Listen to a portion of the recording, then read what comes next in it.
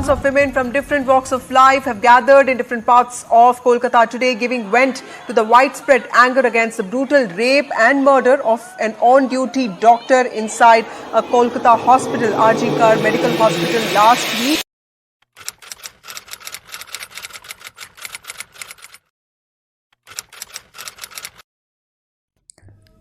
अगस्त 2024 doctor Shreya, जो कि RG Kar medical college and hospital की एक सेकेंड ईयर पीजी की स्टूडेंट थी, वो रोज़ की तरह अपने ड्यूटी पर थी एंड उस दिन वो पिछले 36 घंटे से काम कर रही थी।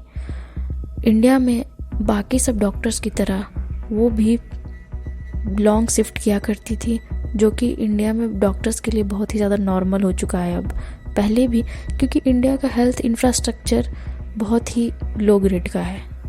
यस गाइस, बहुत ही लो ग्रेड का। उसके बाद उसके पिछले रात ही उन्होंने 11 बजे के करीब में अपने पेरेंट्स से बात की थी, जो कि वो अक्सर किया करती थी अपने शिफ्ट पे, और उन्हें अपने पेरेंट्स को ये बताया करती थी कि वो ठीक है और वो ठीक से काम कर रही हैं और वो कब तक अपने घर पे आएंगी।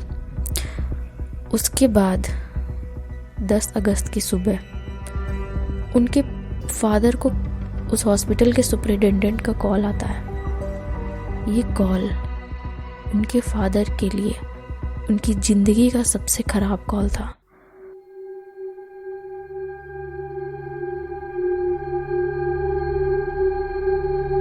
डॉक्टर श्रेया के फादर को ये बताया जाता है कि आपकी बेटी ने सुसाइड कर लिया है। ये सुन के तो पहले उन्हें यकीन नहीं होता, क्योंकि डॉक्टर श्रेया अपने पेरेंट्स की इकलौती बेटी थी और पिछले रात को ही उन्होंने अपने पेरेंट्स से बात की थी और उन्हें बताया था कि वो ठीक है। फिर उनके पिताजी ने कॉल बैक किया, बट दूसरे साइड से कोई रिस्पॉन्स नहीं आया। बट उन्हें हॉस्पिटल बुलाया गया था, तो जल्दी जल्दी किसी भी तरीके से वो लोग हॉस्पिटल पहुँचे। रास्ते में भी और हॉस्पिटल पहुँच के भी उनके मन में बहुत डर था। पेरेंट्स ने देखा कि हॉस्पिटल के बाहर लोकल डॉक्टर्स, दैट मीन्स जो पीजी के स्टूडेंट्स थे, उनका बहुत ही बड़ा भीड़ जमा है।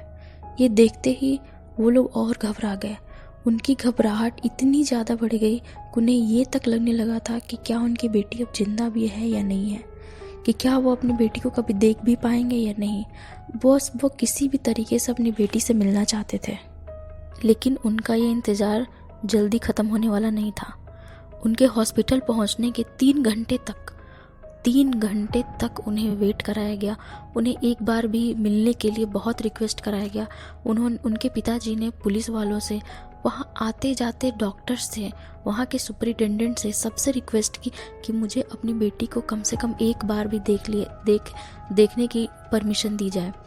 3 घंटे के बाद उन्हें देखने का मौका मिला और अंदर जाने से पहले पुलिस ने उनके पिताजी को बस अलाउ किया और उन्हें इंस्ट्रक्शन दी गई कि वो बस दूर से अपनी बेटी को देख सकते हैं और बस उनका एक पिक्चर ले सकते हैं। उसके बाद बहुत हिम्मत करके उनके पिताजी सेमिनार हॉल के अंदर गए और जो उन्होंने देखा वो कोई भी पेरेंट कभी नहीं देखना चाहेगा।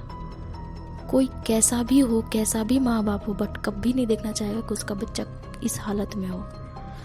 उन्होंने ये देखा कि उनकी बेटी, जो कल तक बिल्कुल ठीक थी, वो बेजान सी एक कोने में पड़ी हुई है, वो मर चुकी है।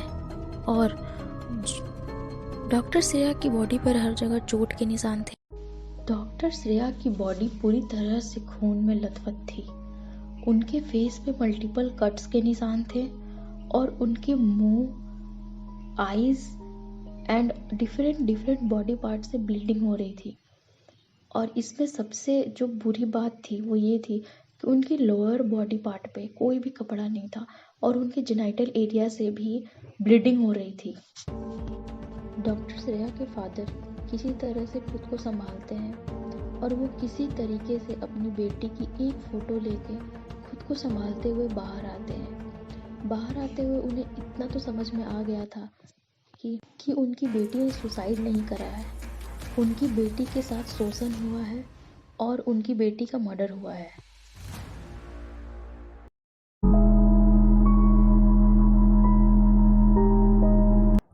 अगली सुबह जब एक इंटर्न सेमिनार हॉल में आता है तब उसने डॉक्टर श्रेया को सबसे पहली बार देखा and he was literally severing and he was shocked like hell. ये नज़ारा वो अपने पूरे जीवन में कभी नहीं भूल पाएगा। इन सब के बीच सबसे सरप्राइजिंग बात ये थी कि इस इंसिडेंट के पता चलने के 1 घंटे बाद तक पुलिस को कॉल नहीं किया गया।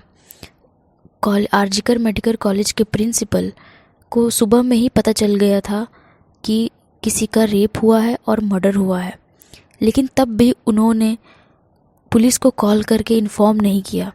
पुलिस बहुत